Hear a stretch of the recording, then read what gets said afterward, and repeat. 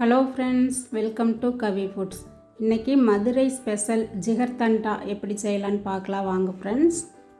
அதுக்கு வந்துட்டு ஃபஸ்ட்டு பாதாம் பிசின் அதை ஊற வச்சுக்கலாம். இது சூப்பர் மார்க்கெட்லாம் கிடைக்கும். நான் ஒரு 3 பீஸ் சேர்த்துருக்குறேன்.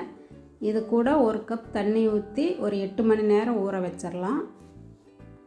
இப்போது சுகர் கேரமலைஸ் பண்ணிக்கலாம். அதுக்கு ஒரு பாத்திரத்தில் 3 டேபிள் ஸ்பூன் சர்க்கரை சேர்த்துருக்குறேன். இதில் தண்ணி எதுவும் சேர்க்காம அப்படியே அது கரையணும். அது வரைக்கும் நம்ம இதை கலக்கி விட்டுறலாம். இப்போ தீ லோ ஃப்ளேம்லேயே வச்சுக்கணும். அதிகமாக வச்சிட்டோம்னா கருகீரு. இது கொஞ்சம் கொஞ்சமாக உருக ஆரம்பிக்குது. இப்போ இது நல்லா உருகி தேன் கலர் ஆக வரைக்கும் நம்ம இதை கலக்கி விட்டுறலாம். இப்போது அந்த சர்க்கரையெல்லாம் உருகி கலர் மாறிடுச்சு.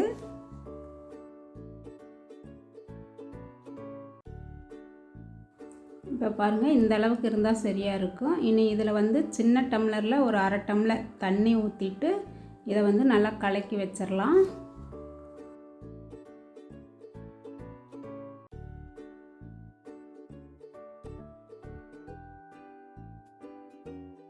இப்போ அந்த உருகின சர்க்கரை தண்ணி எல்லாம் சேர்ந்து ஒரு சர்க்கரை பாகு மாதிரி வந்துருச்சு. இதை எடுத்து வச்சிடலாம். இப்போ நான் 1/2 லிட்டர் ஃபுல் க்ரீம் மில்க் எடுத்துருக்கிறேன். இதை ஒரு கடாயில் ஊற்றி இது கொதிக்கட்டும். அடி பிடிக்காமல் இருக்க அடியில் அடிக்கடி கிளறி விடுங்க, இல்லைன்னா அடி பிடிச்சிரும்.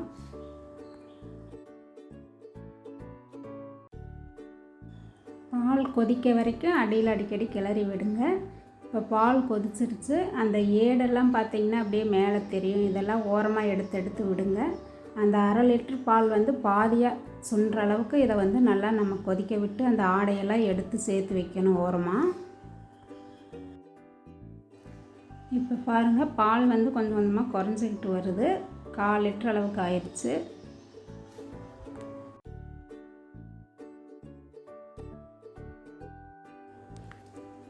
இப்போ இதில் நம்ம அந்த ஏற்கனவே காய்ச்சி வச்ச சுகர் சிரப்பை இதில் சேர்த்துக்கலாம்.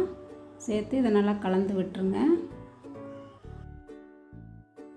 இந்த சுகர் சிரப்பு சேர்த்த உடனே அந்த ஜிகர்தண்டாவுக்கு உண்டான அந்த கலர் வந்துடும். இப்போ இதில் நான் 1 டேபிள் ஸ்பூன் சர்க்கரை சேர்த்துருக்கிறேன். சுகர் சிரப்புக்கு ஏற்கனவே 3 டேபிள் ஸ்பூன் சேர்த்ததுனால கரெக்டாக இருக்கும். நீங்கள் டேஸ்ட் பார்த்துட்டும் கூட சேர்த்துக்கோங்க. இதை ஆற வச்சுட்டு நம்ம ஃப்ரிட்ஜில் ஊற்றி ஒரு 2 மணி நேரம் வச்சிடலாம். இப்போ இது ஆறிடுச்சு. ஒரு பாத்திரத்தில் ஊற்றிட்டு ஃப்ரிட்ஜில் நல்லா ஜில்லுனாக வரைக்கும் ஒரு 2 மணி நேரம் வச்சிடலாம். இப்போ பாருங்கள், அந்த பாதாம் பிசின் நம்ம 8 மணி நேரத்துக்கு முன்னாடி ஊற வச்சது ஊறி இந்த மாதிரி ஜெல்லி மாதிரி இருக்குது. இப்போ நம்ம டம்ளரில் இதை ஒரு 2 டேபிள் ஸ்பூன் சேர்த்துக்கலாம். இனி இதில் 2 டேபிள் ஸ்பூன் நன்னாரி சர்பத் சிரப் சேர்த்துக்கலாம். பாதாம் பிசின் இன்னும் கூட 1 ஸ்பூன் சேர்த்துக்கலாம். இது ரொம்ப குளிர்ச்சியானது, அதனால் வேணால் மறுபடியும் கூட சேர்த்துக்கோங்க. இப்போ நன்னாரி சர்பத்து சேர்த்ததுக்கப்புறம் ஃப்ரிட்ஜில் ஊற்றி வச்சுருந்த அந்த ஜில்லுன்னு பால் அதை இதில் சேர்த்துக்கலாம். இனி இதில் மேலே வெண்ணிலா ஐஸ்கிரீம் எடுத்து வச்சுருக்கிறேன். அதை 2 ஸ்பூன் சேர்த்துடலாம்.